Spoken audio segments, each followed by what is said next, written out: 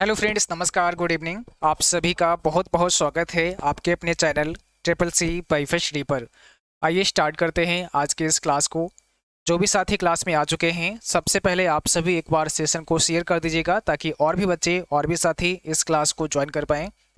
आज की इस क्लास में भी काफ़ी इंपॉर्टेंट प्रश्नों को डिस्कस करेंगे। ये सभी प्रश्न आपके होने वाले ट्रिपल सी एग्जाम के लिए काफ़ी इंपॉर्टेंट होंगे, सो आप सभी इस क्लास को लास्ट तक अवश्य देखें।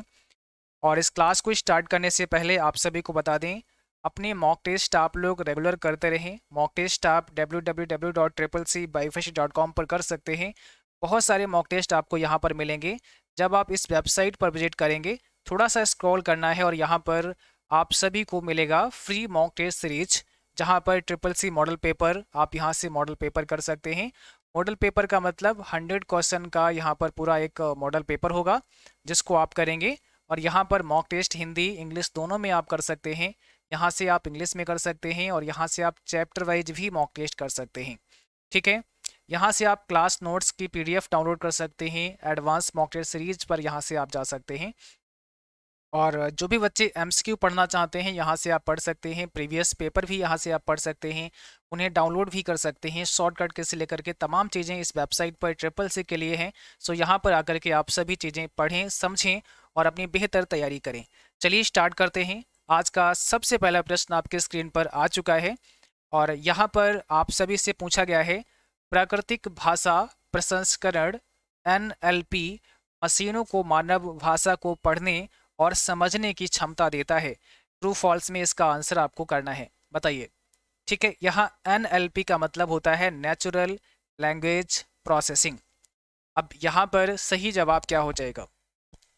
जो भी साथी क्लास में जुड़ चुके हैं, आप सभी सेशन को शेयर करें ताकि और भी बच्चे इस क्लास को इस सेशन को देख पाएँ।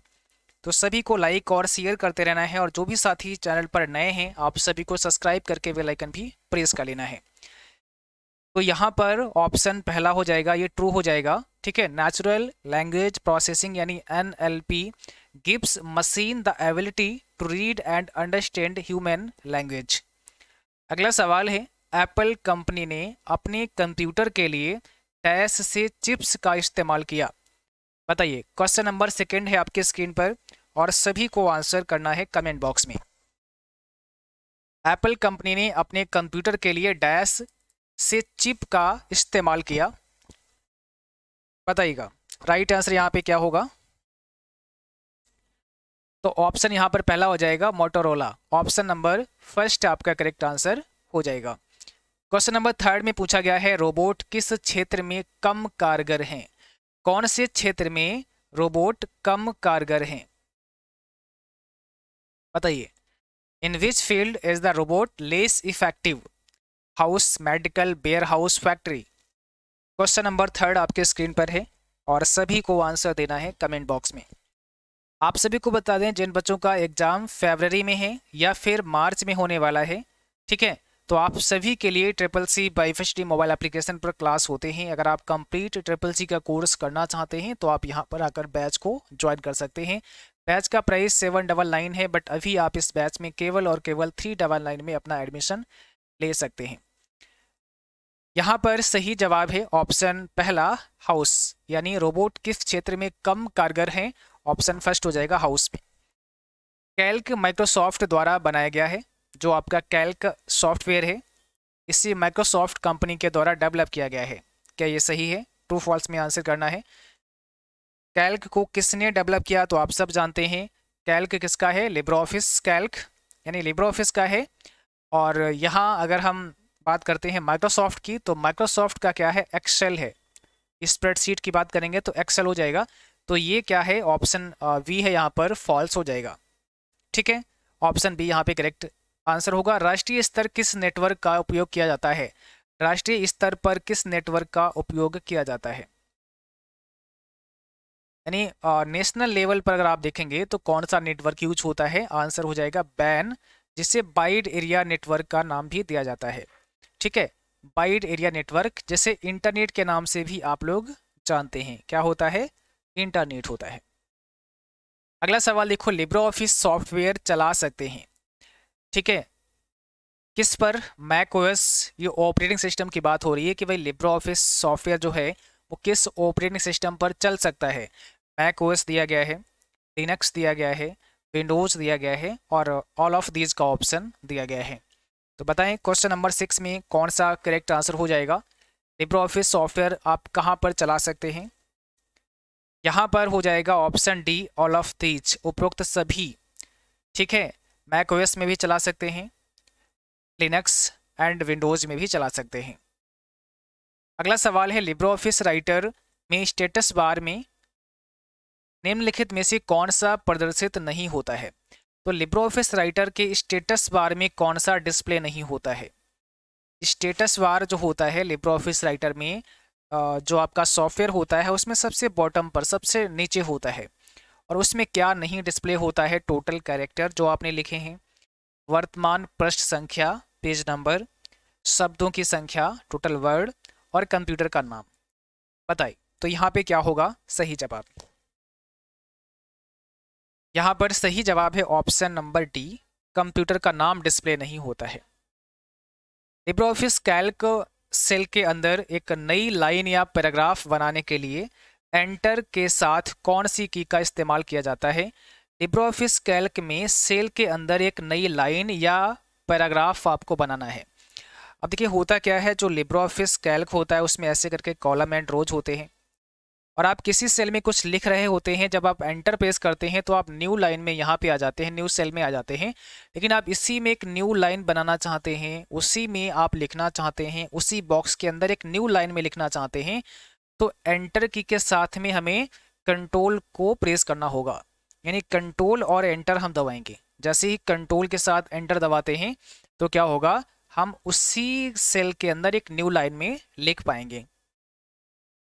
अगला सवाल है, यदि आप कोई दस्तावेज साझा करना चाहते हैं और आप चाहते हैं कि लोग बस इसे देख सकें, संपादित ना कर सकें, तो आपको किसका उपयोग करना चाहिए?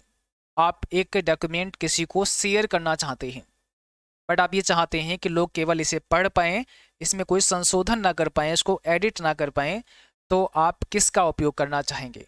ODT, DOCX, PDF या DOC, यहाँ सब एक्सटेंशन दी गई हैं।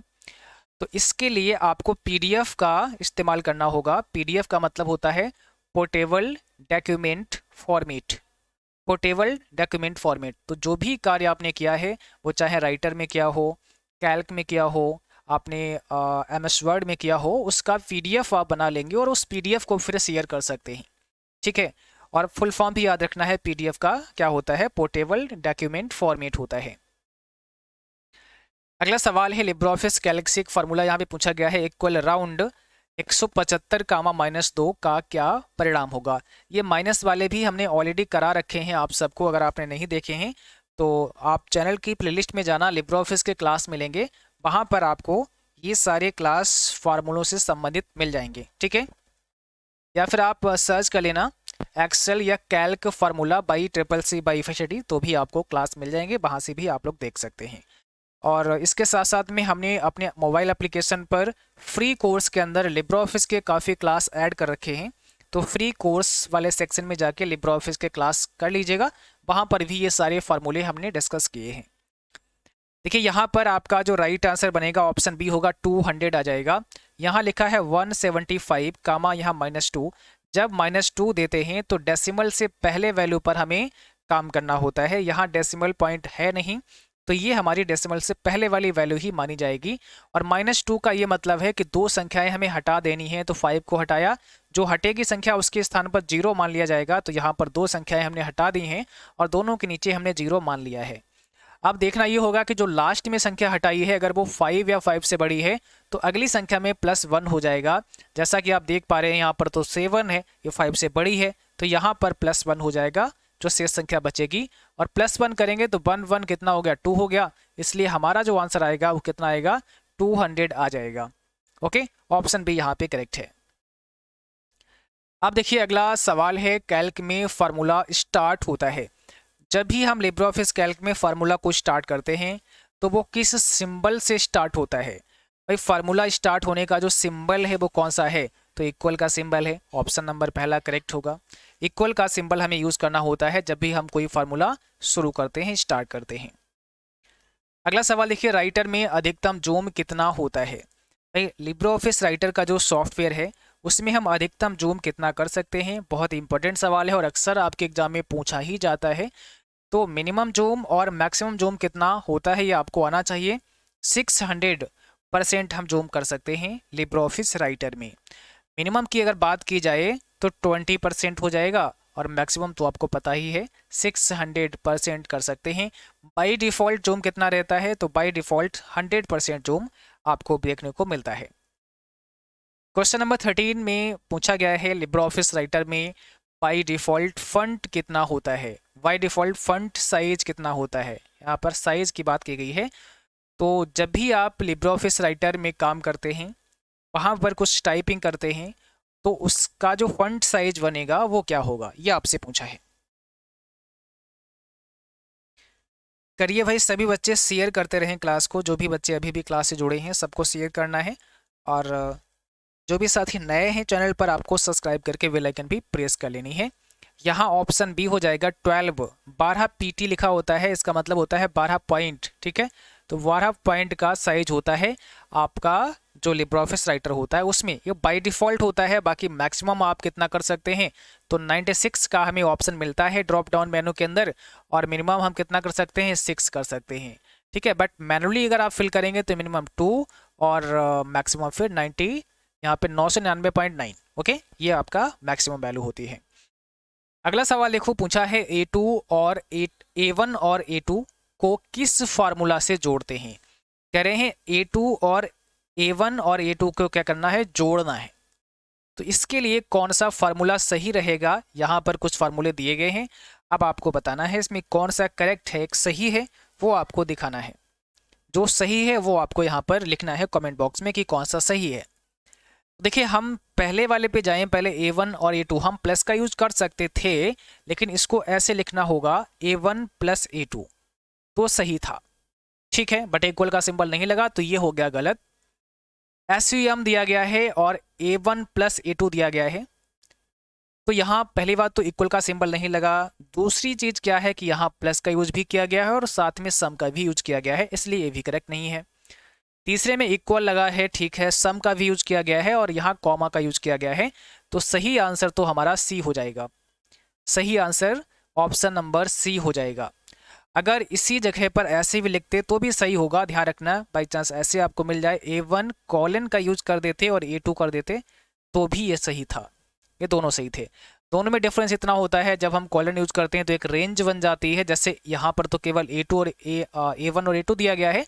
अगर A1 और यहाँ आगे A5 होता तो एक रेंज बन जाती है, मतलब A1 A2 A3 A4 A5 ये सब जुड़ जाते। बस इतना सा फर्क होता है। कॉमा में क्या होता है, जो पर्टिकुलर वैल्यू आपने डाली है, जो सेल रेफरेंस दिया है, केवल उसी को ऐड करेगा। तो यहाँ पर क्या होगा, सी ऑप्शन करेक्ट हो जाएगा।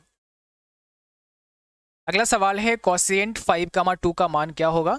ये भी कई बार एग्जाम में पूछता है, तो आप सबको आना ही चाहिए कि अगर ऐसा सवाल आए आपके एग्जाम में तो आंसर आप क्या करोगे, नंबर नहीं कटना चाहिए, पूरा नंबर आपको 1 मिलेगा, है ना। अगर 1 सही करते हो तो 1 नंबर आपको मिलता है, इसलिए हर एक क्वेश्चन आपके लिए इंपॉर्टेंट होता है।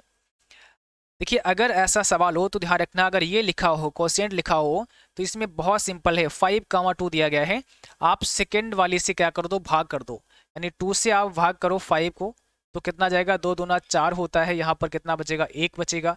और जो आपका भागफल आएगा, जो आपका भागफल आया है वही आपका आंसर है। ठीक है, तो यहाँ पर ऑप्शन वी हो जाएगा। लेकिन अगर आपने इसको दशमलव में, पॉइंट में काटने की कोशिश की तो गलत हो जाएगा। तो पॉइंट में नहीं काटना है, यहाँ पर रिमाइंडर बचा देना है, शेष कर देना है, और जो आपका यहाँ पे रिजल्ट होगा, आंसर आएगा 2, वही आंसर है यहाँ पे। लिनक्स में डायरेक्टरी को हटाने के लिए किस कमांड का उपयोग किया जाता है। 16 में पूछा है लिनक्स में डायरेक्टरी को हटाने के लिए कौन सी कमांड का उपयोग किया जाता है। आंसर आपको देना है कमेंट बॉक्स में। सही जवाब क्या हो जाएगा, सही जवाब बताइए क्या हो जाएगा। लिनक्स में डायरेक्टरी को हटाने के लिए किस कमांड का उपयोग किया जाता है। ऑप्शन पहला RMDIR का यूज होता है, ध्यान रखना है RMDIR, और ये सभी कमांड हमने अपनी वेबसाइट पर भी अपलोड कर रखी हैं, तो आप लोग जैसे ही वेबसाइट पर आते हैं यहाँ पर आप सर्च कर सकते हैं, या फिर स्टडी मटेरियल में आप जाएंगे और यहाँ से भी आप शॉर्टकट कीज पे जाना है, यहाँ से भी आप सर्च कर सकते हैं, अदरवाइज आपको यहाँ पे मिल जाएंगे सभी। आप यहाँ सर्च कर लो और यहाँ लिख दो लिनक्स कमांड। देखो मैं दिखा देता हूँ आपको सर्च करके। और जैसे लिनक्स कमांड आप लिखेंगे और यहाँ पे सर्च करेंगे तो यहाँ से आप लोग पढ़ सकते हैं। सबसे पहला ही है CCC एग्जाम में आने वाली लिनक्स कमांड, आप यहाँ क्लिक कर लो और इसके बाद में सभी कमांड्स आपके सामने आ जाएंगी। ये देखो CP कमांड का क्या मतलब होता है, CS मोड क्या होता है, CD क्या होता है, क्लियर, DU, CH1, ये सब यहाँ पर दिया गया है। MKDIR क्या होता है, ठीक है। देखो यहाँ दी गई है RMDIR, इस कमांड से आप एम्प्टी डायरेक्टरी को डिलीट कर सकते हैं। तो ये सभी कमांड आप यहाँ से पढ़ सकते हैं, बहुत इंपॉर्टेंट है, ठीक है। चलो भाई आगे बढ़ते हैं, यहाँ पर RMDIR हो जाएगा। अगला सवाल है लिब्रे ऑफिस कैल्क में न्यूनतम सेल ऊंचाई क्या होती है। न्यूनतम का मतलब है मिनिमम, है ना। मिनिमम हाइट कितनी होती है किसी सेल की, ये भी पूछ सकते हैं। तो लिब्रे ऑफिस कैल्क में कम से कम मिनिमम हाइट कितनी होती है, 0.01, याद रखना है। ऑप्शन सी यहाँ पे हो जाएगा। क्वेश्चन नंबर 18 कहता है निम्न में से कौन सा कथन गलत है। Which of the following statement is incorrect, कौन सा सही नहीं है।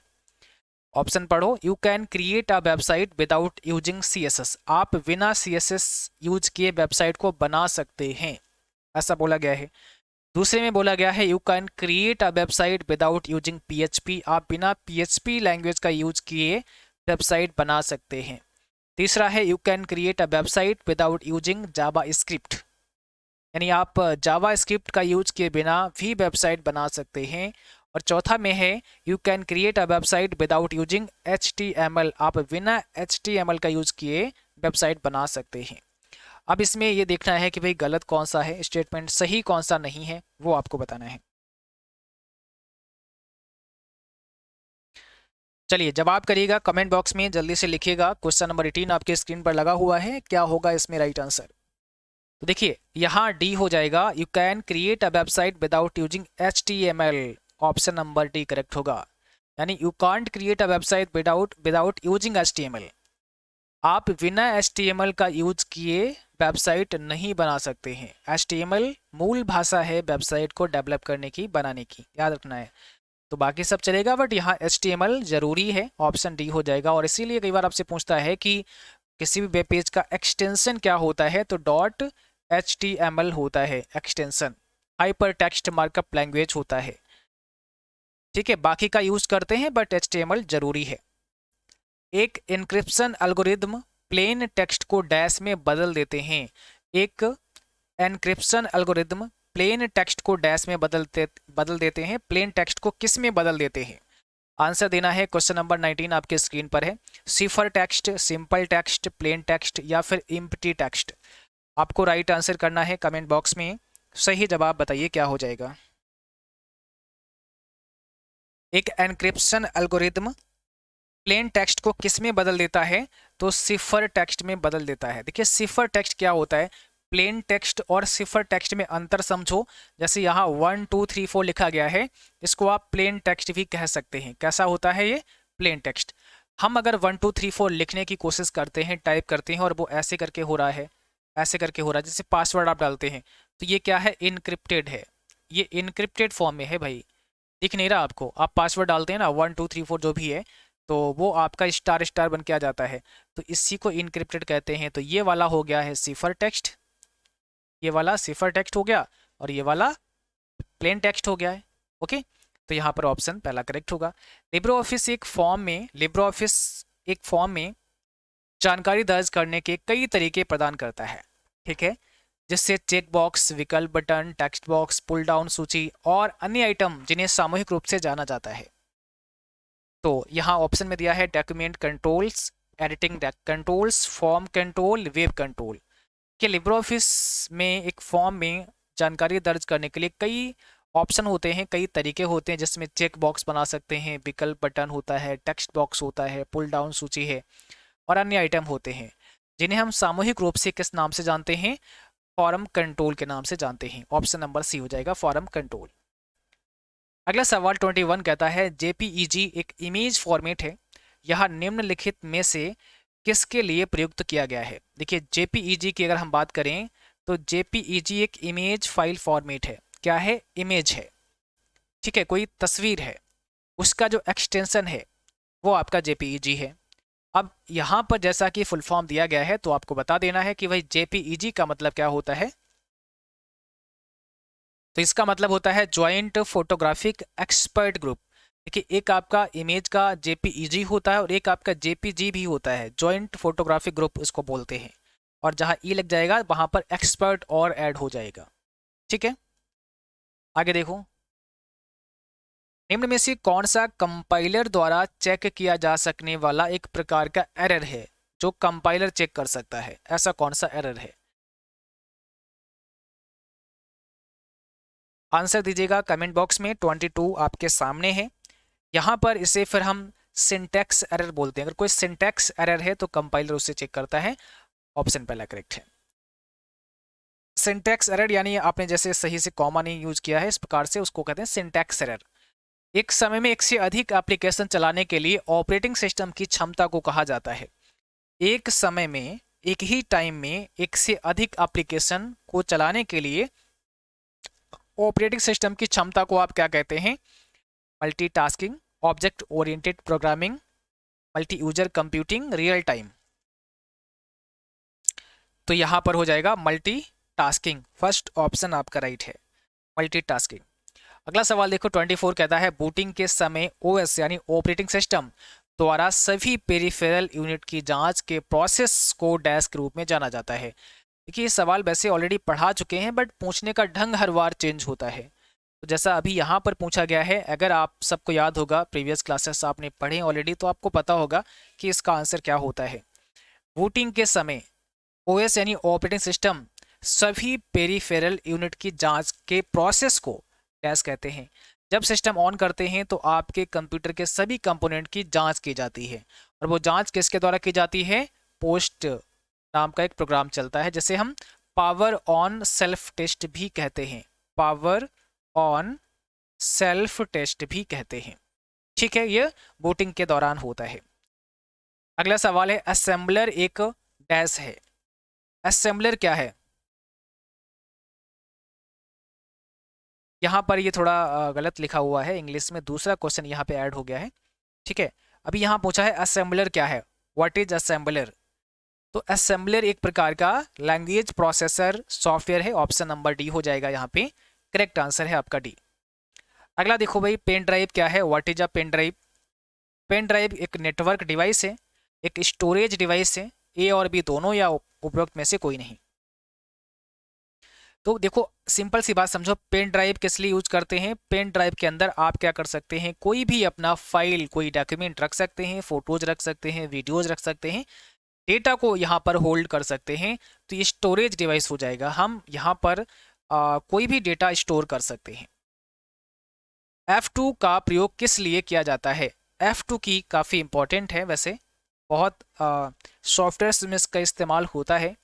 तो F2 की का काम क्या है? अब ऑप्शन पढ़ो। फाइल को सेव करने के लिए होता है, नया फोल्डर बनाने के लिए होता है, किसी फोल्डर को खोलने के लिए होता है, किसी फाइल या फोल्डर का नाम बदलने के लिए होता है। तो ऑप्शन 4 दिए गए हैं। अब आपके ऑप्शन में जो दिया है उसके हिसाब से आंसर में क्या होगा? डी हो जाएगा। भाई किसी फाइल या फोल्डर का नाम बदलते हैं, ठीक है। तो ये F2 का काम होता है। बाकी अगर इम्प्रेस में देखें तो F2 से टेक्स्ट बॉक्स आ जाता है, कैल्क में देखें तो हम सेल को एडिट कर सकते हैं। तो अलग अलग सॉफ्टवेयर में अलग अलग शॉर्टकट की का काम होता है। फिर ऑप्शन में जो मिलेगा उसके हिसाब से आप आंसर कर दोगे। उमंग ऐप में अन का क्या मतलब होता है? बहुत सिंपल है बट कई बार एग्जाम में पूछता है, तो याद रखना है सब वो प्रश्न हैं जो एग्जाम में निश्चित ही पूछते हैं। जैसे यहाँ पर 28 में पूछा गया है। तो यहाँ उमंग का मतलब होता है unified mobile application for new age governance, और इसमें एन का मतलब होता है न्यू एज। ऑप्शन पहला करेक्ट है। अगला सवाल 29 कहता है एटीएम का अर्थ क्या है? मतलब एटीएम का अर्थ आपको समझाना है। एटीएम का क्या मतलब होता है, क्या इसकी वैल्यू होती है, क्या इसका पूरा नाम होता है? तो ऑटोमेटेड टेलर मशीन होता है एटीएम का full form. Option number C हो जाएगा, ऑटोमेटेड टेलर मशीन, ठीक है, याद रखना है। ऑटोमेटेड टेलर मशीन हो जाएगा यहाँ पर। कई बार आपके एग्जाम में पूछते हैं कि फर्स्ट आईओटी डिवाइस कौन सी है, फर्स्ट आईओटी कौन सी है? और फर्स्ट आईओटी यानी इंटरनेट ऑफ थिंग्स की अगर बात करते हैं तो कोको कोला वेंडिंग मशीन होता है आपका right answer, coca cola vending machine. But अगर वो ऑप्शन में नहीं रहता है तब एटीएम आ जाता है सेकंड नंबर पे, ध्यान रखना है। आधार कार्ड निम्न में से किसके द्वारा दिया जाता है? आधार कार्ड कौन इश्यू करता है, कौन जारी करता है? बताइए भाई, जो आपके पास आधार कार्ड है आपका, उसे कौन जारी करता है, किसके द्वारा जारी होता है? आज का ये अंतिम प्रश्न है, जवाब करो जरा भाई कमेंट बॉक्स में, क्या हो जाएगा? आधार कार्ड को कौन जारी करता है? यूआईडीआई के द्वारा आधार कार्ड जारी किया जाता है। Unique identification authority of India, भारतीय विशिष्ट पहचान प्राधिकरण के द्वारा आपको आधार कार्ड जारी किया जाता है, याद रखना है। आधार कार्ड नंबर 12 अंकों का होता है, ये आप सब जानते ही होंगे, है ना, ये बहुत इंपॉर्टेंट है। 12 अंकों का आधार कार्ड होता है, आधार नंबर होता है। तो आज का क्लास, आज का सेशन बस यहीं तक रहेगा, और इस क्लास का पीडीएफ ही हमने मोबाइल एप्लीकेशन पर अवेलेबल करा दिया है। तो ट्रिपल सी पाईफिशरी मोबाइल एप्लीकेशन पर आप जाएंगे और वहाँ पर आपको ई बुक के सेक्शन मिलेगा, एक ई बुक का सेक्शन मिलेगा, आप ई बुक वाले सेक्शन में जाना। जब आप ई बुक वाले सेक्शन में जाएंगे तो वहाँ पर एक ऑप्शन मिलेगा आपको नोट्स का, और नोट्स वाले ऑप्शन में सबसे पहला ही पीडीएफ दिया होगा जो आज के क्लास का पीडीएफ है। वहाँ से भी आप लोग इन सभी प्रश्नों को दोबारा से रिवाइज कर सकते हैं, नोट डाउन कर सकते हैं, पढ़ सकते हैं, ठीक है। बाकी सभी बच्चों को एक बार फिर से बताना चाहेंगे, अभी जो भी समय है आपके पास 1 से 2 दिन का, बेहतर तरह से रिवाइज करो। जो चीज़ें आपको नहीं पता है उनको समझने का प्रयास करो, उनको पढ़ो दोबारा से, और प्रीवियस क्लास की प्रैक्टिस करो। प्रीवियस जो क्वेश्चन पेपर हमने करा रखे हैं, तो एक प्लेलिस्ट आपको मिल जाएगा, ट्रिपल सी प्रीवियस पेपर नाम से आपको सर्च कर लेना है, ढूंढ लेना है चैनल पर जाकर के, वहाँ से वो सारे आपको तैयार करने हैं। बाकी मॉक टेस्ट की प्रैक्टिस करो, और जितना भी कंटेंट हमने पढ़ा रखा है उसको आप तैयार करो, ठीक है। किसी भी समस्या के लिए नंबर दिया गया है, उस नंबर पर आप हमें कांटेक्ट भी कर सकते हैं, व्हाट्सएप कर सकते हैं, हम आपको रिप्लाई करने की कोशिश करेंगे। चलिए सेशन यहीं पर समाप्त करते हैं, मिलते हैं अगली क्लास में, तब तक के लिए जय Hind, good night, thank you for watching.